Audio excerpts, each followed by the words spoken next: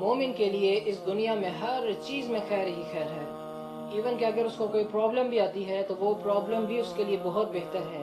صرف اس کا توکل اپنے اللہ تعالیٰ پہ پورا کا پورا ہونا چاہیے. صحیح مسلم میں آپ صلی اللہ علیہ وسلم بیان کرتے ہیں عجبا لامر المؤمن ان امرہ کلہ لہ خیر، کہ مومن کا معاملہ بڑا عجیب معاملہ ہے، بڑا تعجب ہے مومن کے معاملے پہ کہ اس کا ہر معاملہ جو ہے وہ خیر پر مبنی ہوتا ہے.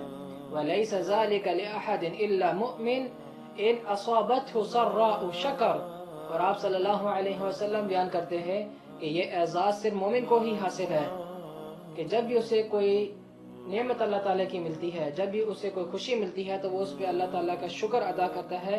فَكَانَ خَيْرَ اللَّهِ، اور یہ اس نعمت پہ شکر ادا کرنا اس کے لیے بہتر ہے. آپ صلی اللہ علیہ وسلم بیان کرتے ہیں ہم لوگ جب بھی ہمیں اللہ تعالیٰ کی طرف سے کوئی خوشی ملتی ہے، کوئی نعمت ہمیں ملتی ہے تو ہم لوگ اس پہ خوب اللہ تعالیٰ کی نافرمانی کرتے ہیں. ہماری جب شادی بیاہ کا موقع آتا ہے، جب ہماری گیدرنگز ہوتی ہیں، جب پارٹیز وغیرہ ہوتی ہیں، ان میں ٹوٹل میوزک چل رہا ہوتا ہے اور مکس گیدرنگز چل رہی ہوتی ہیں، اس کے علاوہ پوری رات لڑکے بیٹھے ہوئے موویز دیکھ رہے ہوتے ہیں، گانے سن رہے ہوتے ہیں اور اللہ تعالیٰ کو ناراض کر رہے ہوتے ہیں. لیکن جو مومن کا کام ہے، مومن کو جب بھی خوشی ملتی ہے تو اس خوشی پہ اللہ تعالیٰ کا شکر ادا کر کے اپنے رب کو راضی کرنے کی کوشش کرتا ہے. اور یہ کام آپ صلی اللہ علیہ وسلم بیان کرتے ہیں کہ اس بندے کے اپنے لیے ہی بہتر ہے. وَإِنْ أَصَابَتْهُ ضَرَّاءُ صَبَرَ، اور اگر اس کو کوئی تکلیف پہنچ جائے تو اس تکلیف پہ صبر کرتا ہے. فَكَانَ خَيْرَ اللَّهِ، تو اس تکلیف پہ صبر کرنا ہی اس کے لیے بہتر ہے. اگر اس کے گھر میں کوئی فوتگی ہو جاتی ہے، اگر اس کے اور بھی کوئی تکلیف، جو کام وہ کرنا چاہتا ہے وہ کام پورا نہیں ہوتا، اس تکلیف پہ وہ صبر کرتا ہے تو آپ صلی اللہ علیہ وسلم فَكَانَ خَيْرَ اللَّهِ کے الفاظ سے کہتے ہیں کہ اس بندے کے لیے اس میں بھی بہتری ہے. لیکن ہم لوگوں کو جب تکلیف بھی پہنچتی ہے تو اس تکلیف میں بھی ہم خوب اللہ تعالیٰ کی نافرمانی کرتے ہیں، رونا شروع کر دیتے ہیں، مار پیٹنا شروع کر دیتے ہیں اپنے آپ کو، اور ہر وہ کام کرتے ہیں جو اللہ تعالیٰ کے اتاری ہوئی شریعت کے خلاف جاتا ہے. تو مومن جو ہے، مومن اس چیز میں بھی حکمت سے کام کرتے ہوئے اللہ تعالیٰ کی طرف سے جو کوئی اس کے پر امتحان آتا ہے، اس امتحان پہ وہ صبر کرتا ہے اور اپنے رب کو راضی کر لیتا ہے. اور ویسے بھی قرآن کریم میں اللہ تعالیٰ کیا کہتے ہیں ان اللہ مع الصابرین، کہ اللہ تعالیٰ صبر کرنے والوں کے ساتھ ہے. صبر یہ نہیں ہوتا کہ مار پیٹ کے سب کچھ کر کے ماتم شاتم سب کچھ کرنے کے بعد اس کے بعد بندہ کہے کہ یار میں تو بڑا صبر کر رہا ہوں. صبر کے لیے صحیح بخاری میں آپ صلی اللہ علیہ وسلم بیان کرتے ہیں انما الصبر عند الصدمة الاولى، کہ صبر تو وہی ہے جو صدمے کے ابتدا میں ہو کیا جائے، اس چیز کو صبر کہتے ہیں. کیونکہ بعد میں انسان جو ہے وقت کے ساتھ ساتھ نارمل ہو جاتا ہے، اس کے بعد پھر وہ ویسے ہی وہ چیز اس کے ذہن سے آہستہ سے اس کی ویلیو جو ہے تھوڑی کم ہو جاتی ہے. تو صبر جو ہی تکلیف پہنچے، جو ہی اللہ تعالیٰ کی طرف سے کوئی بھی آزمائش آئے تو اس آزمائش کے پر فوراً بندے کو صبر کرنا چاہیے. اور ویسے بھی جو تکلیف اگر آتی ہے وہ انسان کے اپنے اعمال کی وجہ سے آتی ہے. اور ویسے بھی قرآن کریم میں اللہ تعالیٰ کہتے ہیں ان مع العسر یسرا، کہ ہر تنگی کے بعد آسانی بھی ہے.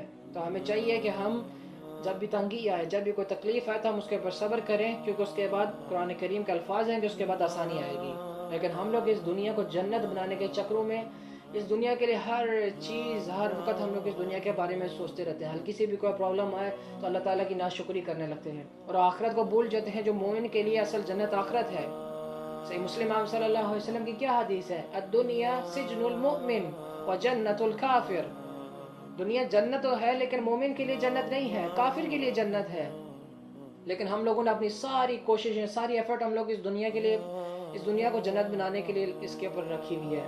حالانکہ یہ دنیا کی مثال سمندر میں انگلی ڈال کے باہر نکالنے جو قطرہ ہماری انگلی کے ساتھ باہر آ رہا ہے وہ ایگزامپل ہے اس دنیا کی. اور جو باقی پورا اتنا زیادہ سمندر ہے، نہ جانے کتنے اربوں کے حساب سے اس میں قطرے ہیں، وہ آخرت کی مثال ہے. تو اس کی طرف ہمیں کوئی پرواہ نہیں، کوئی فکر نہیں، کوئی سوچ نہیں. تو دنیا جو ہے مومن کے لیے قید ہے. قید کس طریقے سے ہے کہ اس کو حلال حرام کی تمیز کرنی پڑتی ہے، اس کو اللہ تعالیٰ کے اتارے ہوئے احکامات کے اوپر عمل کرنا پڑتا ہے، اس کو اپنے آپ کو تابع کرنا پڑتا ہے نبی صلی اللہ علیہ وسلم کی سنت کے اوپر.